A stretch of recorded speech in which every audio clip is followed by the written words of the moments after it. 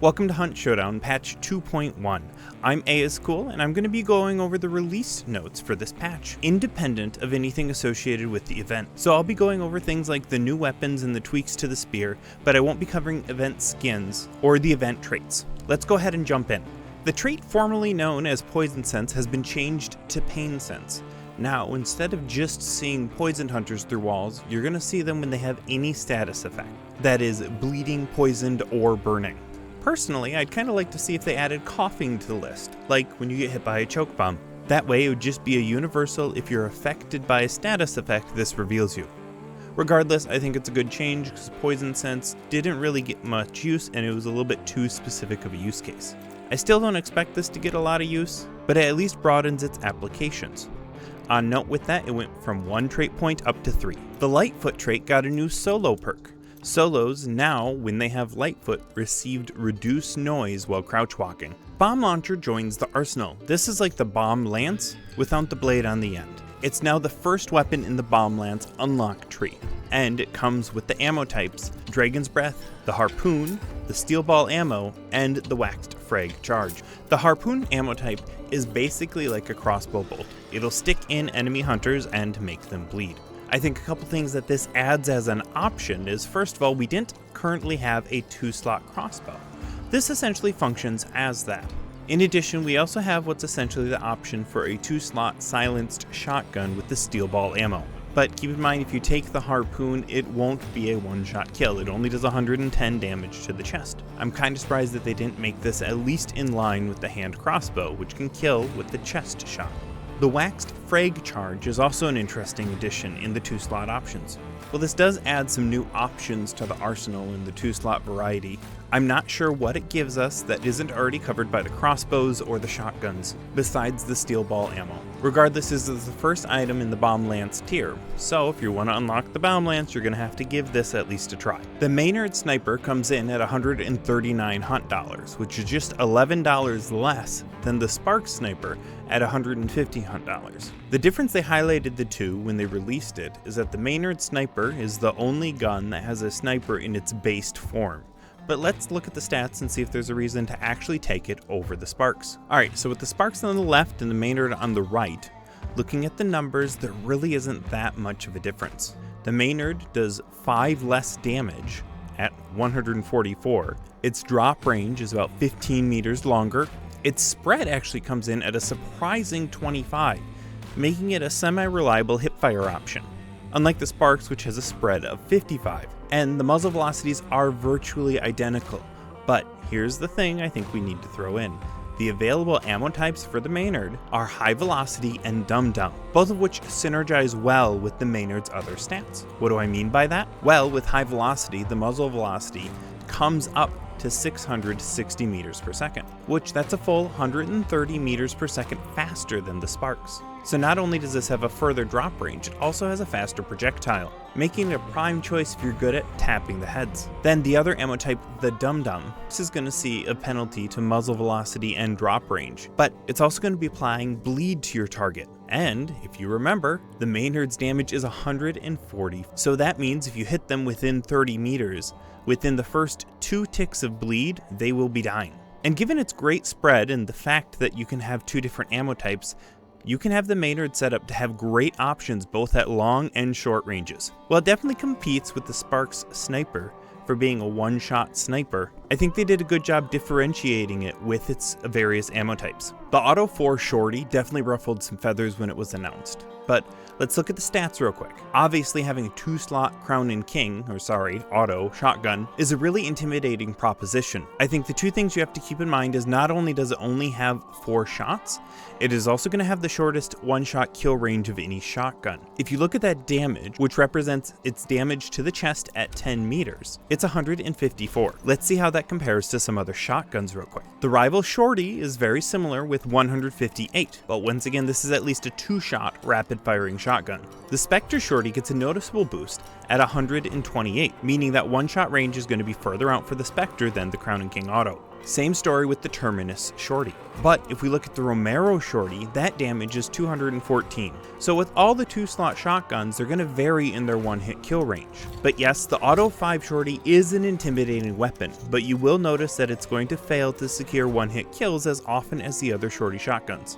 But the fact it's going to get a rapid fire 4 shots is the big problem. I think a key part of going up against this one is making sure you stay out of that 10-meter window as much as possible. The Centennial Pointman is probably my favorite gun of this release. Giving us a marksman scope on a 2-slot item is really going to shake up the options available for 2-slot players.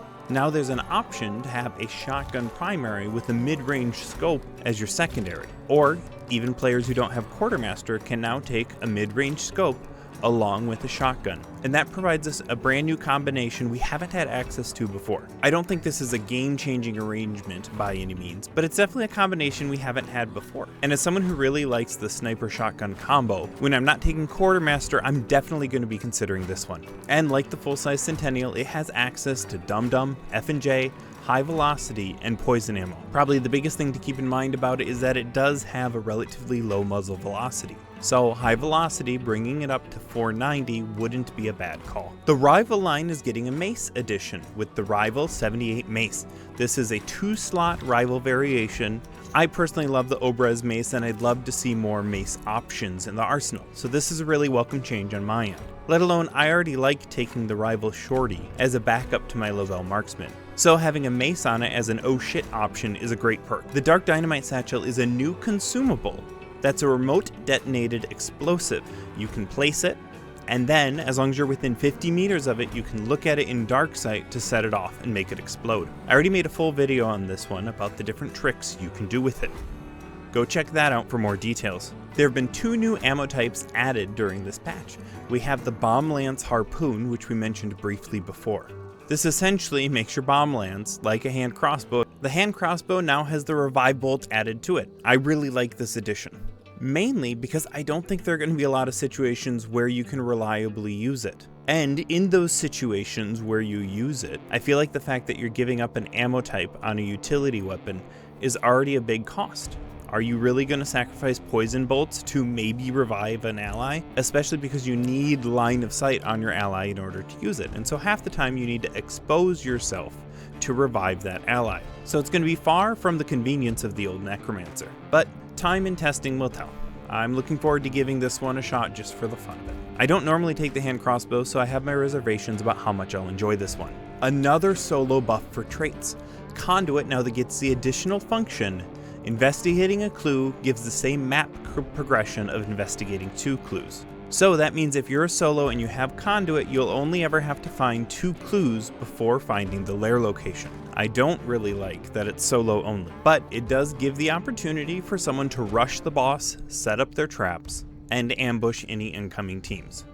We'll have to see what sort of impact it actually has in a game. This is one of those traits where it's hard to tell what its actual impact is, because anytime you get foiled by it, you won't have any tell that that's what the opponent used.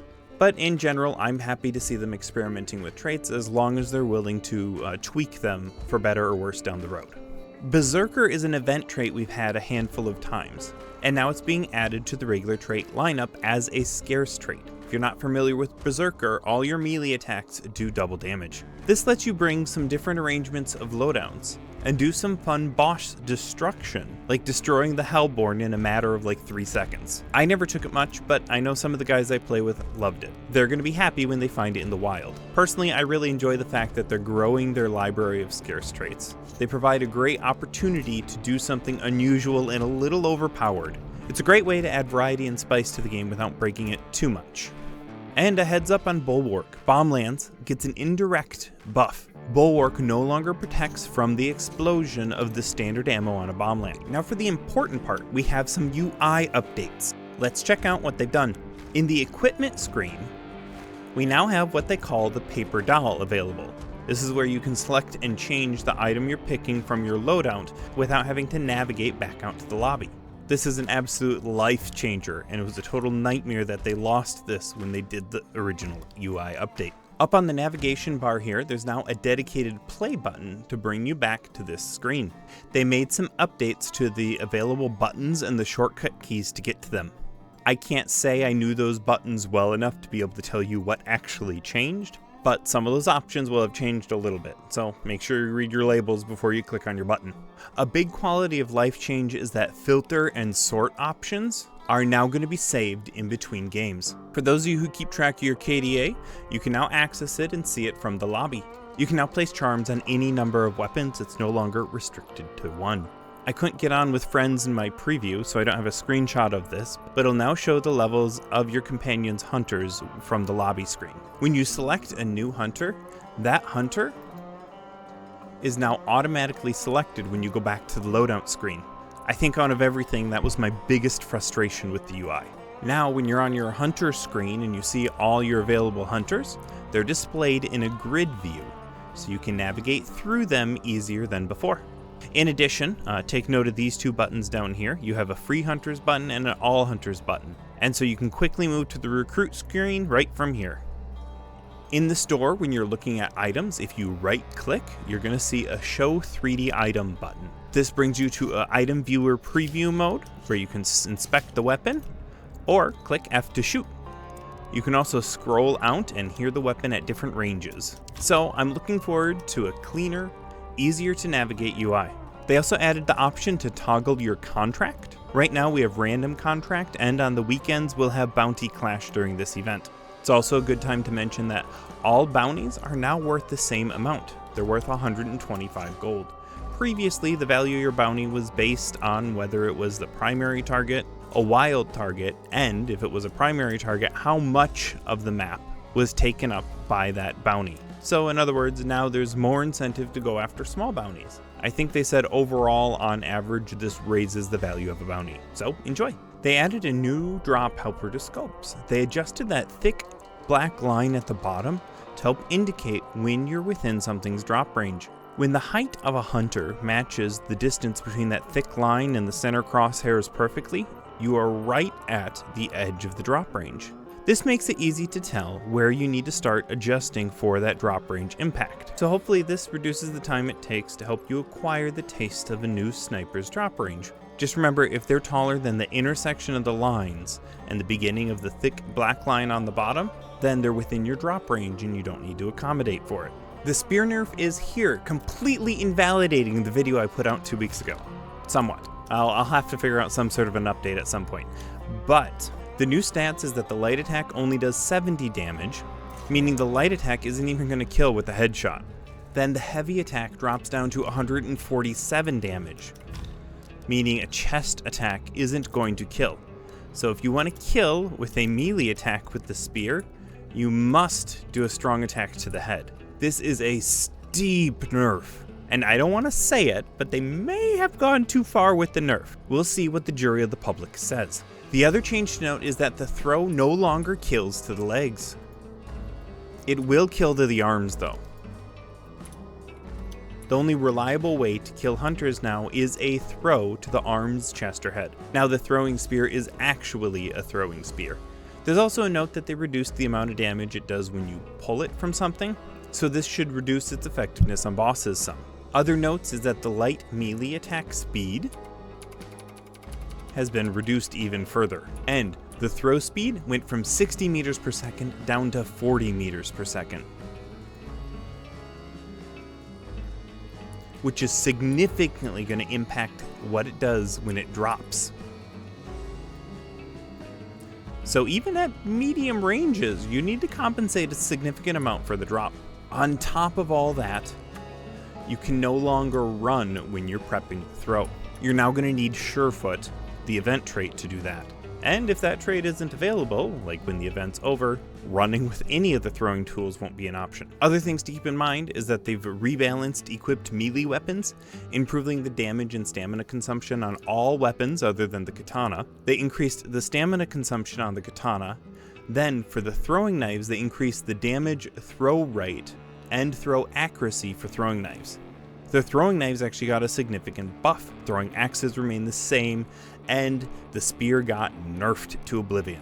I'm excited to remake that last video and see what those changes actually impact. Note on wild blueprints you find in the world, when you find one, rather than unlocking 3, that has been reduced down to unlocking 1 random locked version of a weapon. This was done with the rationale that since you no longer need to unlock every individual custom ammo, there are less things needing unlocks, so giving 3 for 1 object found in the world was a little bit too much. A cool change is the restoration effect now recharges any dark sight you may have spent. So if you have the bounty and manage to get a restoration effect, you'll get that charge back up to 5 or 10, depending if you're solo or not. And there's a small note that beetles are now available to find in Soul Survivor. I never play that mode, so it doesn't matter to me. Couple changes to Mammon's Gulch. The spawn points in Preston Oil have been changed somewhat, or to present some unfair early game fights that were happening. Some movement options in Preston Oil were improved. I haven't got a chance to explore those yet, so go find them yourselves. There were a handful of spots in Deadfall Timbers where players could get stuck. Those have been fixed. And then finally, probably the most notable item here is that the Hellborn can now appear north of Blackthorn Stockyard. That's all the way up here.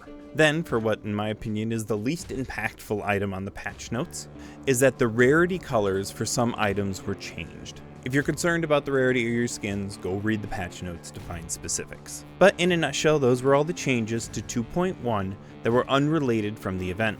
If I can get around it, I will make an event explainer, but I'm not sure that'll happen. In the meantime, you can check this breakdown of the Dark Dynamite Satchel. And if you're wanting to get any skins for this spooky season, remember you can use Hunt Lab for a discount at the official Crytek store. I'm ASchool, and thank you very much for watching.